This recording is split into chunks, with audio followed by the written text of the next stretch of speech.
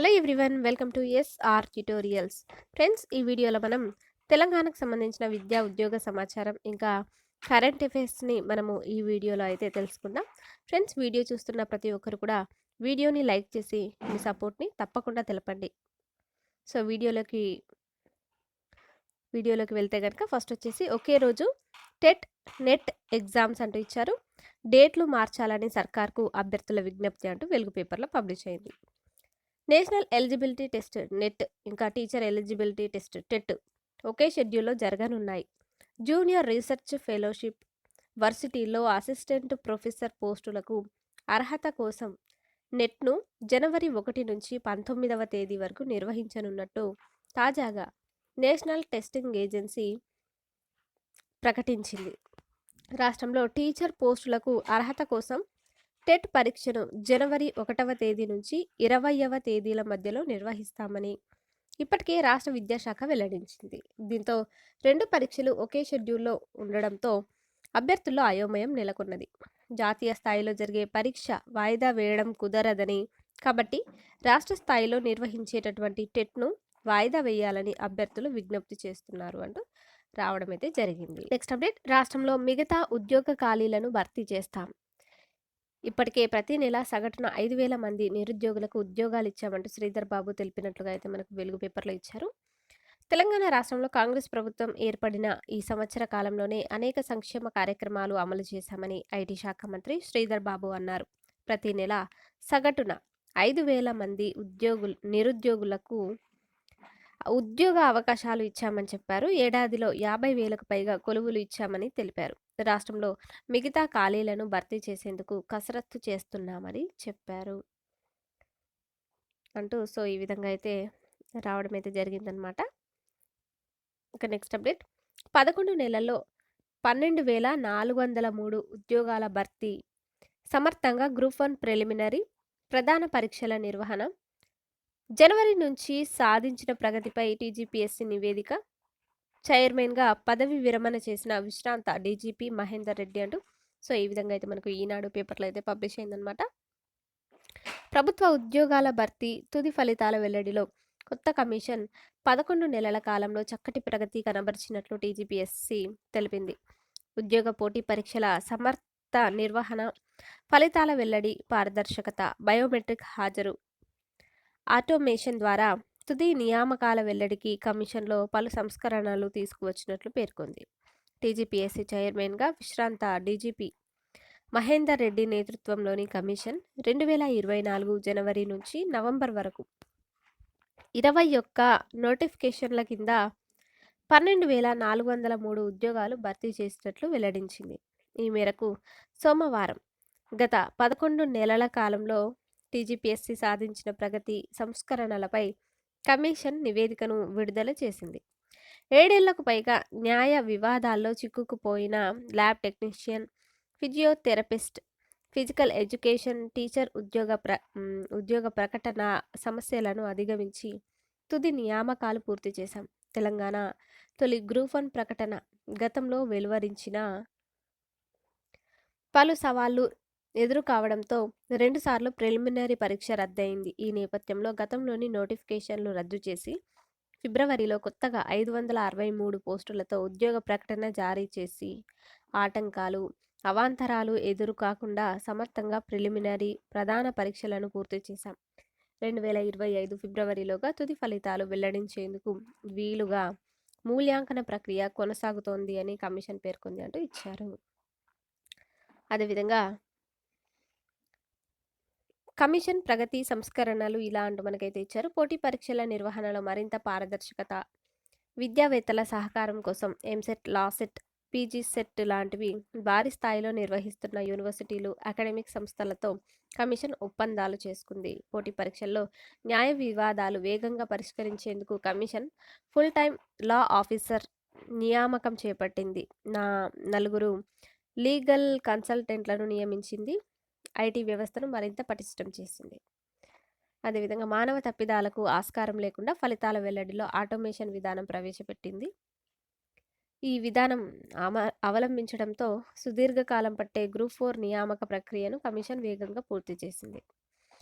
Next TGPSC ఫిబ్రవరి నుంచి November వరకు commission కొత్తగా 5 ఉద్యోగ పరీక్షలు నిర్వహించగా ఇందులో గ్రూప్ 1 ప్రిలిమినరీ ప్రధాన పరీక్షలు, ఇంకా గ్రూప్ 3 వసతి గృహ సంక్షేమాధికారులు, డివిజనల్ అకౌంట్స్ అధికారుల పరీక్షలు ఉన్నాయంట. సో ఈ విధంగా అయితే 11 నెలల్లో 12,403 ఉద్యోగాల భర్తీ అంటూ ఇచ్చారు.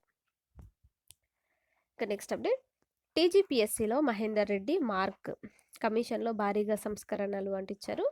నోటిఫికేషన్లకు అడ్డంకి లేకుండా ఐటీ సెల్, లీగల్ సెల్ ఏర్పాటు, 12,000 పోస్టుల రిక్రూట్మెంట్ పూర్తి, సక్సెస్ఫుల్గా గ్రూప్ 1 పరీక్షల నిర్వహణ, 62 ఏళ్ల వయసు పూర్తి, చైర్మన్గా రిలీవ్ అంటూ సో ఈ విధంగా అయితే రావడం అయితే జరిగిందనమాట. ఇంకా నెక్స్ట్ అప్డేట్, మే 18న జేఈఈ అడ్వాన్స్డ్ అంటూ ఇచ్చారు. ఐఐటీలో బీటెక్ సీట్ల భర్తీకి నిర్వహించే జేఈఈ అడ్వాన్స్డ్ 2025ను మే 18వ తేదీన నిర్వహించనున్నారు. ఈ మేరకు ఐఐటి కాన్పూర్ సోమవారం వెల్లడించింది. జేఈఈ మెయిన్లో కనీస స్కోర్ సాధించిన 2.50 లక్షల మందికి మాత్రమే అడ్వాన్స్డ్ పరీక్ష రాయడానికి అవకాశం ఉంటుంది. దేశవ్యాప్తంగా 23 ఐఐటీల్లో ప్రస్తుత విద్యా సంవత్సరం 17,695 బీటెక్, బ్యాచిలర్ ఆఫ్ సైన్స్ సీట్లు అందుబాటులో ఉన్నాయి. వచ్చే విద్యా సంవత్సరం 2025-26లో మరికొన్ని సీట్లు పెరిగే అవకాశం ఉంది అంటూ ఇచ్చారు. ఇంకా కరెంట్ అఫైర్స్కి సంబంధించి చూస్తే కనుక శుక్రయాన్ 1కు కేంద్రం ఆమోదం అంటూ ఇచ్చారు. ఇస్రో 2029లో చేపట్టనున్న శుక్రయాన్ మిషన్ శుక్రయాన్ 1 లేదా వీనస్ ఆర్బిటర్ మిషన్కు కేంద్ర ప్రభుత్వం 1,236 కోట్ల రూపాయలను కేటాయిస్తూ ఆమోదం తెలిపింది. శుక్రగ్రహంపై ఇస్రో చేపట్టనున్న తొలి ప్రయోగం ఇది. కరెంట్ అఫైర్స్, సయ్యద్ మోదీ అంతర్జాతీయ సూపర్ 300 టోర్నీలో భారత స్టార్ షట్లర్ పివి సింధు, లక్ష్య సేన్ విజేతలుగా నిలిచారు. 2024 డిసెంబర్ 1న జరిగిన మహిళల సింగిల్స్ ఫైనల్లో టాప్ సీడ్ సింధు 21-14, 21-16తో ప్రపంచ 119వ ర్యాంకర్ వు లియోయూన్ పై విజయం సాధించింది. సయ్యద్ మోదీ టోర్నీలో సింధు ఛాంపియన్గా నిలవడం ఇది మూడోసారి. 2017, 2022లలో ఆమె టైటిళ్లను సాధించింది. పురుషుల సింగిల్స్ ఫైనల్లో టాప్ సీడ్ లక్ష్య సేన్ 21-6, 21-7తో జియో హెంగ్ జేసన్ పై విజయం సాధించారు. నెక్స్ట్ కరెంట్ అఫైర్స్, అంతర్జాతీయ క్రికెట్ మండలి ఐసీసీ చైర్మన్గా జైషా 2024 డిసెంబర్ 1వ తేదీన బాధ్యతలను స్వీకరించారు. దివంగత జగ్మోహన్ దాల్మియా, శరద్ పవార్, శశాంక్ మనోహర్, ఎన్ శ్రీనివాసన్ తర్వాత ఆ పదవిని చేపట్టిన 5వ భారతీయుడు ఇతను. అతి పిన్న వయసులో అంటే 36 ఏళ్ల వయసులో ఐసీసీ చైర్మన్గా ఎన్నికైంది ఇతనే. Next current affairs, BrahMos director జనరల్గా డిఆర్డిఎల్ శాస్త్రవేత్త డాక్టర్ జై తీర్థ్ ఆర్ జోషి 2024 డిసెంబర్ 1వ తేదీన ఢిల్లీలో బాధ్యతలు చేపట్టారు. భారత్, రష్యా సంయుక్తంగా బ్రహ్మోస్ ఏరోస్పేస్ని ఏర్పాటు చేశాయి.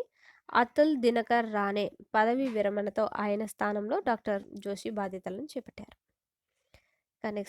నెక్స్ట్ కరెంట్ అఫైర్స్, స్థూల జీఎస్టీ వసూలు 2024 నవంబర్లో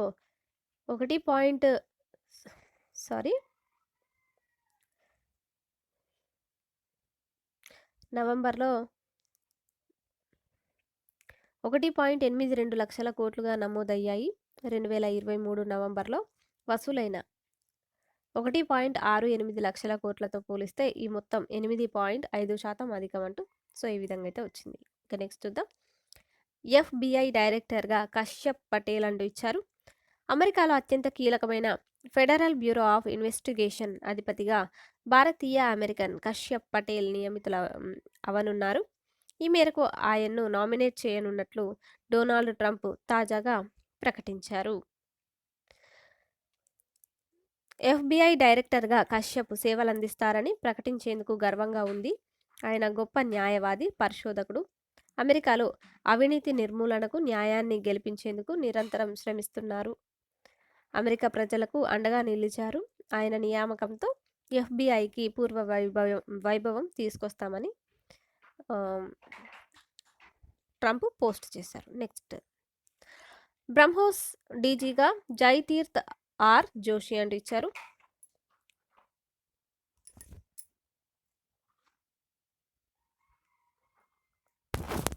వీడియో నచ్చినట్లయితే కనుక వీడియోని లైక్ చేసి మీ సపోర్ట్ని తప్పకుండా తెలపండి. Thank you.